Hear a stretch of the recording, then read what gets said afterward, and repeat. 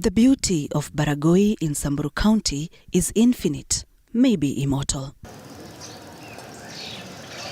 To appreciate it in its entirety, one needs time to absorb Nkai's art. Nkai, who is God in the Samburu community dialect, clearly took time when designing this land. Nkai's footprints are visible in each and every piece that completes the collective like a jigsaw puzzle. But in its perfection, there is imperfection. Banditry crept in and disrupted the lives of the communities that knew this place as home. Suddenly, they were on news headlines for lives lost, livelihood stolen, and lives changing drastically. This is Baragoi's Bundle of Scars. For close to a decade now, Baragoi in Samburu County has been synonymous with guns, bandits, and cattle rustling. Many residents here decry being left to carry decade-long scars of shame.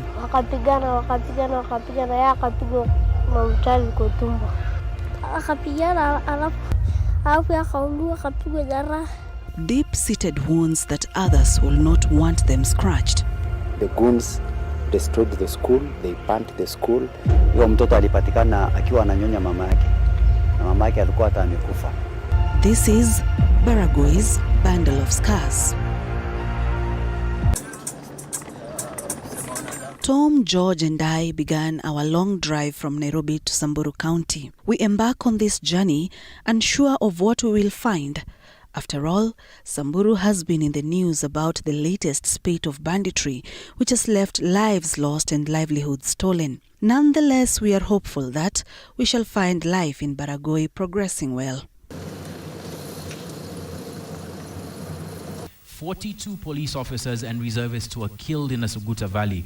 For almost 10 years now, Baragoi has been on the headlines as a result of insecurity. In November 2012, over 40 police officers and reservists were killed in Suguta Valley near Baragoi while on a mission to recover stolen cattle. The news of their deaths spread like bushfire across the country, prompting the then government to act.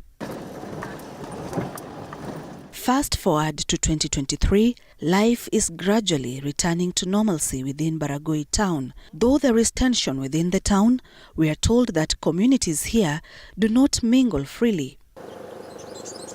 Our first stop is at Nalingangor Primary School. This school has been home to a number of children who have been left orphans. It has also hosted learners and teachers from Kawap Primary School that was run down by bandits. Daniel Kuwom, the head teacher of Nalingangor Primary, says insecurity has been part and parcel of their story since 1996.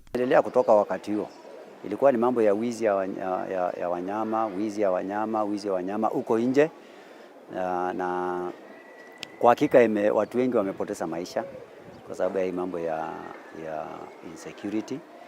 Pia watu wengi wamepoteza mali kwa sababu ya mambo ya insecurity. Shule nyingi sana zimefungwa kwa sababu ya mambo ya insecurity. Kumekuwa na shida nyingi.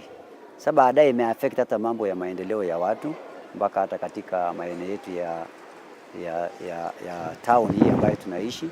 Kuna pia towns nyingi ambazo zimefungwa kwa sababu ya mambo ya insecurity. Wanafunzi wangu wengi wameathirika. Moja, wengi at least majority wamepoteza wazazi. Wengi wamepoteza wazazi. Ukiona wengi ya wanafunzi ambao wako kwa hii shule, in fact karibu 20% either amepoteza wazazi wote wawili, ama mzazi mmoja, ama amepoteza ndugu, ama yani relative, kutokana na hii hali ya mambo ya insecurity. Wengine wao pia wamehama katika makazi ambao walikuwa wanaishi. Kama sasa wale ambao walikuwa Sharda waliadhiriwa na sasa hawaishi huko. Kuna wale walikuwa wanaishi pengine maeneo kama Kawap, sasa hawako huko. Kwa hivyo hawako katika makao ambao walikuwa wanaishi. So wamekuwa displaced na sasa wamehamia kwingine. Although ni internally bado ni challenge kubwa kwa hao. Kuna wale pia kuna mmoja kati ya hao ambaye naweza kuidentify ambaye alipigwa risasi. Alikuwa ni mwanafunzi alikuwa ni mchungaji. lakini baadaye akapigwa risasi. Baada ya kupigwa risasi kutibiwa, akaletwa hapa. So tukamshughulikia hapa, alikuwa amekatwa mkono. Sasa baadaye tukalete hapa tukaweke boarding na tuliweza kumsaidia mpaka tukamtafutia mambo ya scholarship huko M-Pesa Foundation. Kwa hivyo watoto wameathirika kwa namna mbalimbali. Pia wengi familia imepoteza livelihood kama wanyama ambaye ilikuwa ni tegemeo yao. Kwa hivyo wengine wamekaa na hiyo hali ya umaskini na hata mahitaji hawapati. The personal stories of children affected by insecurity in Baragoi will definitely shape their future. In their young lives, the children have already experienced trauma that they are forced to live with. Nilikuwa Yesu kuchule, nikakula alafu nikaenda nyumbani nikakula sopa alafu nikalala. Usiku nikasikia bunduki ikilia. Baba akaamka. After kuamka akakuta watu wakadiana piga ng'ombe. Akaamka akatoa bunduki. Wakapigana, yeye akapigwa na mchali kwa tumbo. Sisi hata tukijua yeye amepigwa. Hata sisi tuliambiwa tukakuja tukanyelewa hapa kichwa. Mbese yote si ilipelekwa yote. Katia alitaka kurudi, akafuatana. Akapigwa kwa tumbo, akabaki akikufa hapo. Alafu watu wengine akaenda akatafuta yeye akakosa. Kasemekana amekuwa saa ile. Baba yangu saa 7 alikuwa kazi. Hapo kasikia bunduki. Hapo akatoka kazi. Akaenda tangu. Sisi tulikuwa mbali. Mimi nilikuwa mdogo. Mama alikuwa ananibeba. Hapo akasikia bunduki. Akaenda. Alafu akafanua. Akapigana alafu akaulua akapigwa jeraha. Akaletwa hospitali. Alafu akakufa. Asubuhi akapelekwa akachukua kologeti. Alafu ndugu wake mwingine akapeleka. Alafu tena ndugu wake tena akaulua tena. Aliumia wapi? Aliumia hapo kwa hivi. Alipigwa kwa mabega?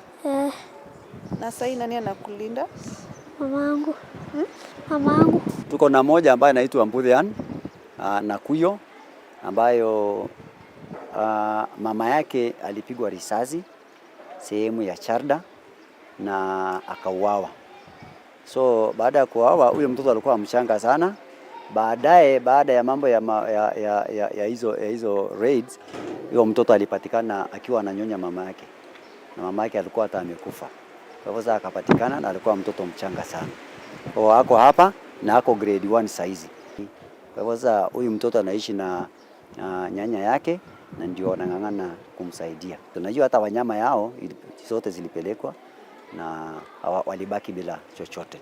Kwa hivyo wanaishi hapa na titi na ni mama tu ndio anaweza anawang'ang'ania kuwasaidia. Kuna mwingine ambaye anaitwa pia Loibash, pia hata hiyo ni grade 1. So huyo baba yake pia aliuawa tu hapa tu tena secondary school. Kwa hivyo ni mtoto ambaye anaishi hapa. Kwa hivyo yeye pia alibaki na mama na ndio anamsaidia. Kwa hivyo hata wanyama wao walipelekwa. Watoto wengi hapa kwa sababu wanapopoteza wazazi bila shaka wanabaki na single parent moja. Pengine baba ameaga ama mama ameaga.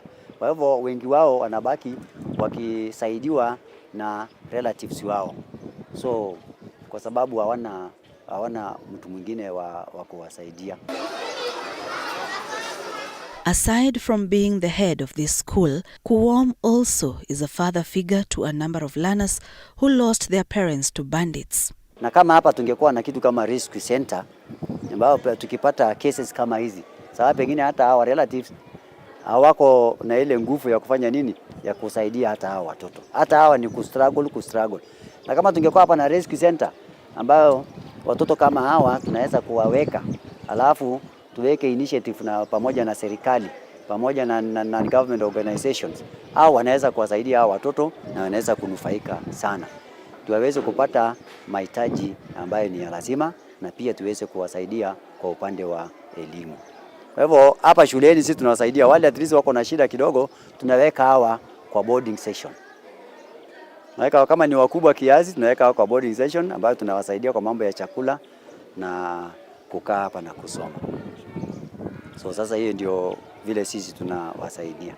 Na pia tunawasaidia wengine wale wanamaliza class 8 na pengine hawana wazazi, tunashirikiana na scholars ama scholarships kutoka NGOs waweze kupata elimu ya miaka minne.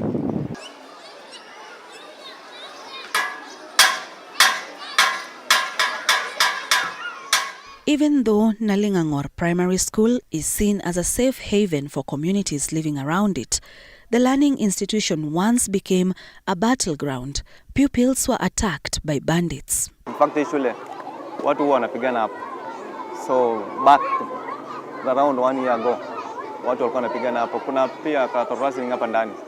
So unakuta wanapigana, wanapitia karibu na shule hapa, gunshot all over. So the kids are frustrated. Kuna masomo yanakuwa in a standstill.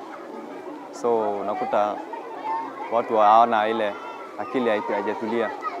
The dome was shot with bullets, and one kid was also, he was about to be killed. Alikuwa amebeba sahani. Sasa hiyo sahani mwenye alikuwa amebeba alikuwa anatumia kukula nayo usiku, na think alikuwa ameweka chakula yake, alikuwa anataka kukula ndio halali. In fact sasa ilipiga sahani, ikatoboa sahani, ikarusha. So the boy akaanguka. So hiyo katika hiyo incident kustuka akafikiria amepigwa risasi. So hiyo kuna ile hizo manini za risasi huwa inapita kama moto. Ilikuwa imempiga kidogo. So kumpeleka hospitali, madaktari waka assess wakasema hapo sawa. Tukafunga boarding in prom 2. Hatukuwa tumetaraji kufunga, lakini mwalimu akasema kwa sababu tuko insecure hapa, we don't have anything to protect the kids, the boys, so let them break home. Waka disperse ndio tukafunga boarding. In fact tulifungula recently juzi. Wakati sasa situation hapa I think imekalm kidogo. Lakini baadaye tukaita OSPD na timu yake na OCS. In fact walikuja, respond very fast, wakakuja tukashughulikia hapa, tukatuliza watoto na wakaendelea kupiga patrol. Mpaka hata eneo la Natiti Primary huko ng'ambo. Mara nyingi wanafunzi hawako wanasoma huko Natiti, ni kwa sababu ya insecurity. Vita inapiganwa hapo, sasa watoto hawafungui shule. So askari wanaenda, wanashughulikia. Kuna wakati wanashinda hapo the whole day wakilinda wanafunzi. Kwa hivyo naona wanafanya kazi yao.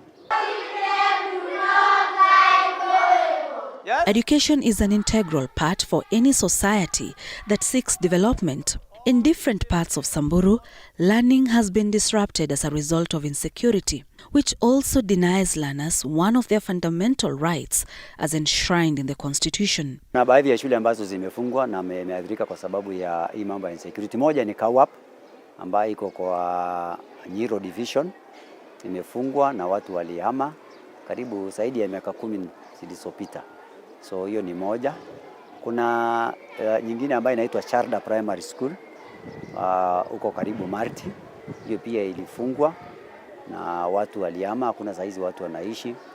Kuna nyingine ambayo inaitwa Donyongir huko barabara mbele ya Marti pia, mbele ya Marti, hiyo pia ilifungwa kwa sababu ya mambo ya insecurity. Na wengine hata imewafanya hata watoke from schools. So wame drop kwa sababu sasa wanaenda pengine hata wengine wanaenda kufanya kazi ili waweze kujitafutia. Enrollment at that time was very high. In a household you would get maybe 2 or 3 children in school.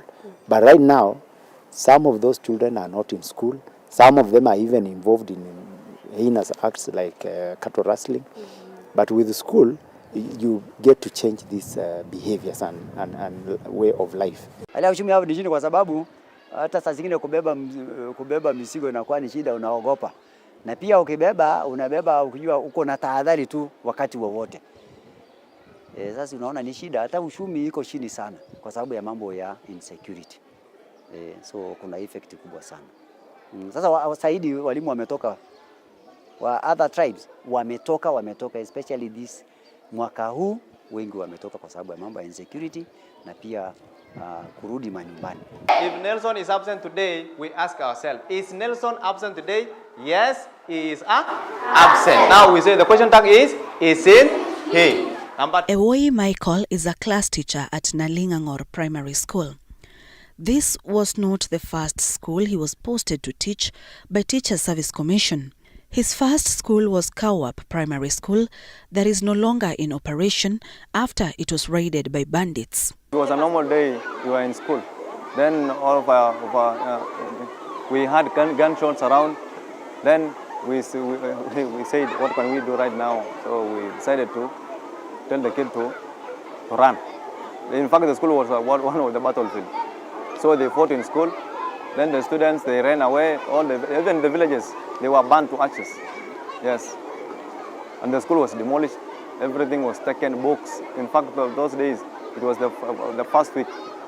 We received the government books, very new books. It was taken away, all the school furnitures, everything that we had, even our houses.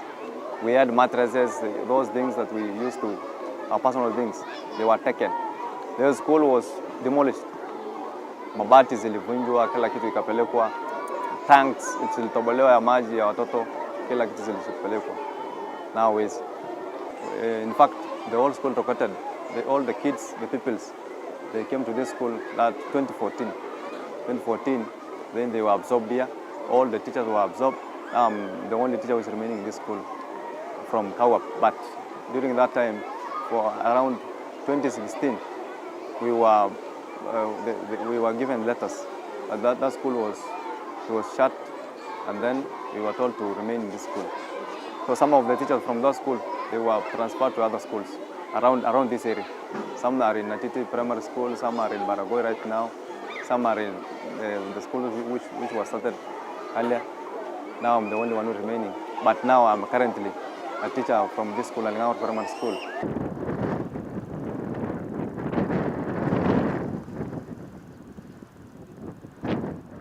Ewoi took us to Kawap Primary School. With every turn he makes, he remembers how the place was beaming with life, with children running up and down, playing.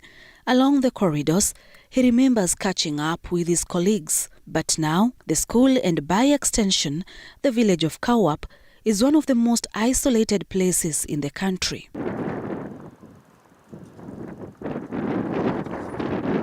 Walking around, you will see items that help you understand the gravity insecurity has had on this place. A ball made out of socks is still here years later. Structures that were once used as school, health center, and churches show how life was normal here. I am standing right at the pulpit of what used to be Kawap Catholic Church in Baragoi, Samburu County. And this is what has remained of a facility or a structure that used to be a house of worship for hundreds of residents who used to call this place home. I'm going to give you a brief tour of what is currently happening at this place. From the walls, you can see we have bullet holes all over these walls. This is one of the biggest bullet holes I've seen at this place. We also have this other bullet hole. Now this wall has a number of bullet holes, just giving you a clear picture of what really happened at this facility or at this place that people used to call a place of worship. We have empty shells of what used to be seats of congregants who used to come here for mass. Currently, this is the situation that is here. And because this place has not been used for a number of years, from the floors, as you can see, we have nature that has begun reclaiming this space. And now this is the true situation of what is currently happening here. I spent my early years in Kawap village, and this was a very vibrant village at the time. We had a school that was in that particular area, started by the Catholic Church beyond 1975. That is when the school started. And later in the years, the government came in to bring teachers and also develop the infrastructure in the school. So we had a complete primary school which was serving children all the way to class 8. We also had a small trading center in Kawap, and we had a village, a huge village. And the reason why people loved staying around Kawap was because of the pasture and water, which was being provided by a borehole that was dug by the government. But in 2013 August, there was conflict, and that is when Kawap was destroyed. It was unfortunate that the goons destroyed the school, they burnt the school, they burnt the dispensary that was in that area, they burnt the Catholic church that was partnering with the government to bring development in the area, they burnt the village, and they completely destroyed the borehole, and even went away with the machine that was pumping water. And so life became unbearable, and people went looking for better opportunities in other parts of Samburu County. Actually, from that date, from 2013 to date, there are people who are squatting in places like Kilepoi, part of some distance from Baragoi Shopping Center. And they look forward to days when they can go back to Kawap, because that is a place they've gotten used to, a place they know how to survive in. And so some of them are even experiencing hardship in that particular place they are squatting. We thank God for the current government led by our governor, Latile Lelit. We've had a substantive peace in the area, and this is one of his manifesto to bring peace in Baragoi. And we are so happy for what he has done in a very short time. We've experienced coexistence between our people, and because of that particular problem, there was an interference from other forces where Kawap there was an intention to give Kawap to the KDF. So the resident of Kawap went to court to challenge that decision, and by the grace of God, that decision was turned down by the courts, and the community is now preparing to go back to Kawap. And we are also getting reports from our neighbors, like people living in Nyiro. There's a place called Rongai. They've not been able to access the pasture in Kawap, which was something that they used to access. They are not able to go to Kawap because they don't know who could be hiding in those hills of Kawap, because crooks can take advantage of the fact that there are no people there and come and terrorize people, the neighbors around. So there are reports that they are also hoping that people of Kawap can come back to the village so that life can normalize, they can continue to live together, they can continue to graze their livestock, because there is a lot of pasture in Kawap. But because of that situation that was created by goons, it has not been good to the residents and even to the neighbors. People who lived in Kawap were very wealthy with livestock. And so that was the source of goat meat and beef for Baragoi. And so the economy was so vibrant in Kawap because some traders even came to set their shops in that particular place, because these are people who solely depended on their animals. They would take their livestock to the market in numbers, not a goat or a cow, maybe 20 goats, 3 cows, so that can take them for maybe 3 months or 2 months before they go again and sell some more. So business was booming in Kawap, and we had Somalis coming to trade in Kawap. We had Kikuyus coming to trade in Kawap, and the shopping center was coming up very fast. And I remember one time when I went to look for school fees, I had to go to Kawap to see my relatives there so that they can sell livestock to pay for my fees. Something that I would not get in the Baragoi Shopping Center. So many traders would take their products and their merchants to Kawap to sell them there, because there was population and there were many consumers in that particular area. So as it is now, there are very few animals that are going to the market from Kawap, and even the people in Kawap have become poor because there is nowhere they can reproduce their livestock. The little that they have, they are confined in one place. So they die there because of drought, and they can't move to Kawa because that was an abandoned land, and crooks would take advantage and terrorize them. There was no water to move to that place. But I'm sure if water is put there by the government, which is something that I believe the governor will be passionate to do, people will go back, life will start again, livestock will increase, and business will start to come back again. But right now, no child goes to Kawa to school because there is no school. And where they are squatting, the school is miles away. So many children, apart from the ECD centers that we have put next to those villages, after that, there is no hope of continuity because there is no primary school nearby. So education has greatly been affected, and we have so many, a lot of illiterate people in the village, so many young people who are illiterate and whose preoccupation is cattle rattling and theft. And so that is how so many things have been affected because of the fact that school was destroyed in Kawa and livelihoods were destroyed in Kawa. Yes. Oh, absolutely. I would love to go back to Kawa someday. Not necessarily to live there, but I know my relatives would go back there. I have a brother who unfortunately didn't go to school, and I'm sure he would love to stay there.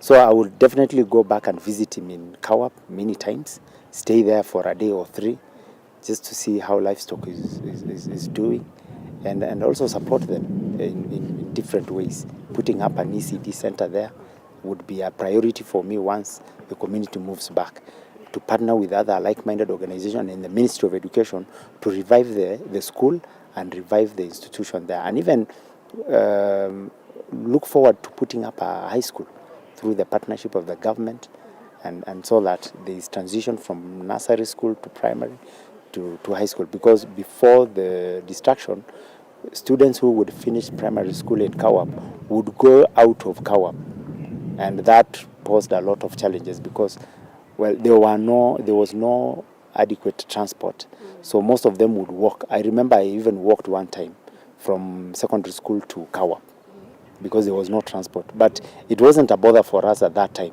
It was actually fun. About 45 kilometers. We would walk for 45 kilometers, and we would get to Kawap with a lot of fun. We would enjoy the trekking because you get to enjoy the environment. You get to go and rest in some hill, some tree, and then start up all over again. And it was so peaceful. We would walk the Samburu boys and the Turkana boys, and we just go to our villages. So those of us who lived in Kawa would be left there, and our friends who would go further to places like Tum and Nyiro would sojourn in Kawap and go the following day without problems. Yeah, and that is what we would love to see again coming back. And what the county government has done through the leadership of our governor, we have rangers in most parts of Samburu County. And these rangers are charged with the responsibility of keeping peace, ensuring that nobody goes to attack the other community member. So that is the reason for that calmness. And the central government has also played a role because we have some agencies, multi-agencies in Baragoi, who are dealing with cattle rustling ruthlessly, and we want to encourage them to do that, so that we stamp out people who are hell-bent to terrorize people and cause panic amongst the people and loss of lives. So since that multi-agency plus the partnership of the community with them and the rangers and the support of the county government, this has worked magic. You know, this is a conflict that has been there for over 20 years. And we would love to, if there is a way in which government can even station those people there and open a camp for multi-agency in Baragoi and other warring regions in our country, this cattle rustling and where people are being terrorized will be a past tense. It is unfortunate places like Turkana, Baringo, Kapenguria, or those places are still experiencing this conflict. I would rather multi-agency is put there. Let them live with the people. Let them even dress like us. with shookers and just pick those crooks out of the community so that we can live in peace. We are just tired. We've lost so many people. We've lost livelihoods. We've destroyed generations. There are so many children who have not gone to school. Instead of them making a contribution for their families, the only contribution they are making is going to kill other people. You know? And that is something that we strongly support the government to continue doing and stamp it out completely. At Bendera village, we meet a community that is internally displaced as a result of insecurity. They are slowly trying to restart their lives, though they bear scars of banditry. Some visible. John Leatoro has been in and out of hospital for 3 years after he was attacked by bandits.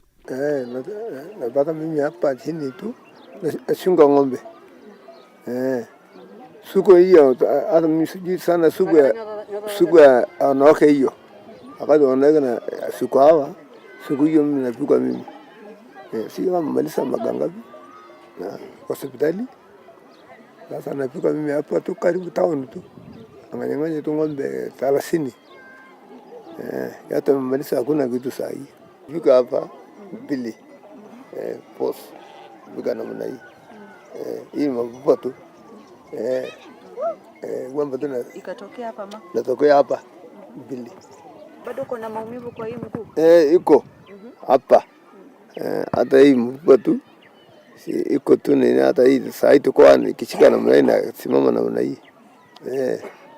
Naonekana si mzuri. Mimi pia nimeshambuliwa kwa barabara nikielekea pande la Takwe.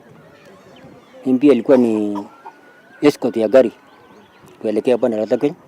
Tukamaliza na shughuli yetu kwenye masaa ya jioni tukurudi, nikapatikana kwa milima nikapatwa na waizi wakanipikia huko upande la Takwe.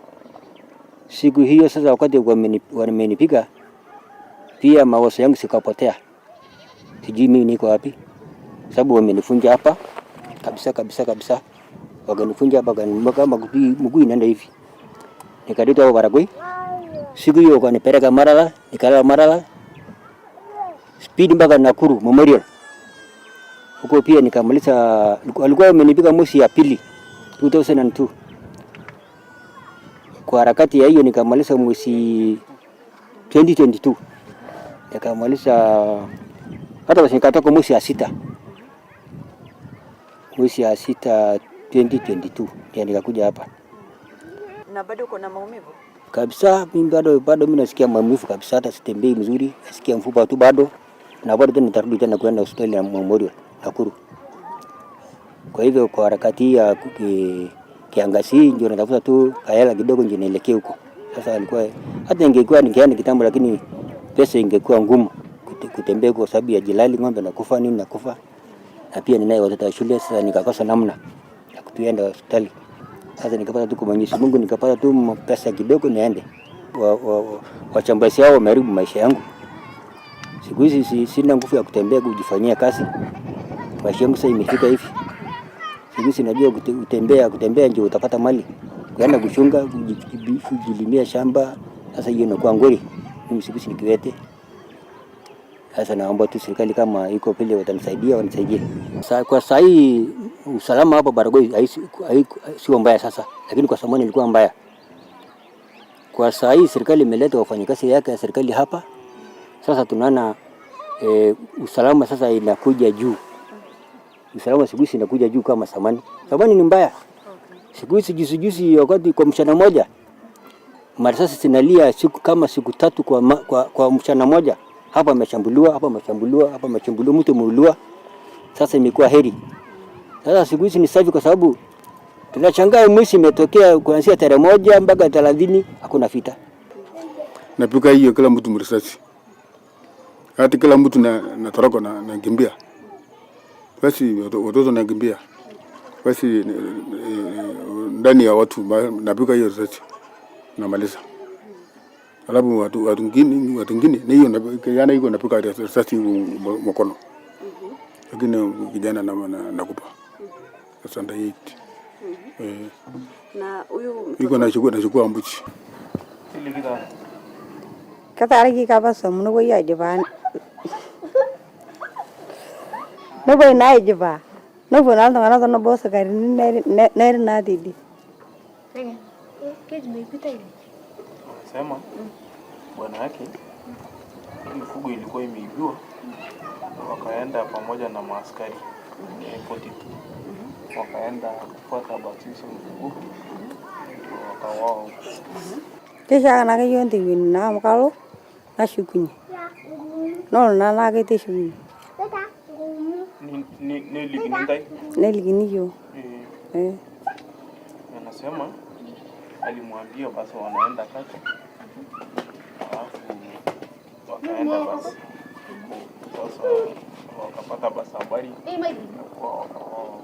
Katini kona kamo kita jana ndo sumo ina matai. Nebu nal tangana nilgiyo aja kumukura atai. Tangana na opa ubete lenye. Eke kita kona shida na tara. Mata baya. Kora basa mulkia ata mukure kya. Ishinge.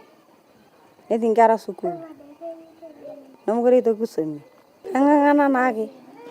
Ala naga yiya ntukutin na. Nasumi. Na iya saka nani yenda. Na naga ngana. Kwa sasa hali ya usalama imeimarika kwa sehemu hii. Wakati huu hatujakuwa na visa yote sasa ya insecurity, ya wizi ya mifugo, au watu kuuawa, au road banditry. Hatujakuwa na any report. Kwa hivyo tunaona hali ya usalama iko shwari wakati huu. Mifugo au mali ya watu ilipotea mingi na haikuwa inarudi, lakini saa hii mifugo ile kidogo inaibiwa pia inarudi kwa wenyewe. Kwa hivyo hapo saa hii mambo sio mbaya kama vile ilikuwa mbeleni huko. Huko watu wengi wamepoteza maisha na watu wengi wamepoteza mifugo, na hiyo iliathiri sana watu wengi kwa sehemu hii. Kuna wamama wengi wamewashwa bila mabwana. Kuna pia wazazi wamepoteza watoto yao ile wangetegemea baadaye, na pia mifugo ile wanategemea kwa chakula, kwa sababu watu wa sehemu hii wanategemea sana mifugo kwa maisha yao. Lakini kwa sasa usalama imeimarika. Tumeanzisha operesheni ya kupokonya silaha haramu kwa watu. So serikali sasa inarudisha silaha kwa mikono ya wakora, na pia ile mifugo wakora wameiba, serikali wameweza kurudishia wenyewe. Na pia hali sasa ya watu kuuawa hatujakuwa sasa na hizo incidents, kwa sababu tunajua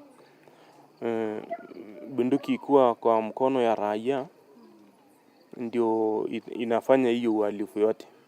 Lakini sasa serikali inafanya juhudi zote kuhakikisha imetoa bunduki haramu kwa raia. Ndio ilikuwa cause kubwa sana yenye ilikuwa inatatiza hali ya usalama sehemu hii. As the sun sets in Baragoi without a sound of a bullet, residents here have another reason to be thankful for the gift of life and safety, as they hope that the once horrific narrative of their county is gradually changing for the better. Sharon Barang'a, TV47 in the county of Samburu.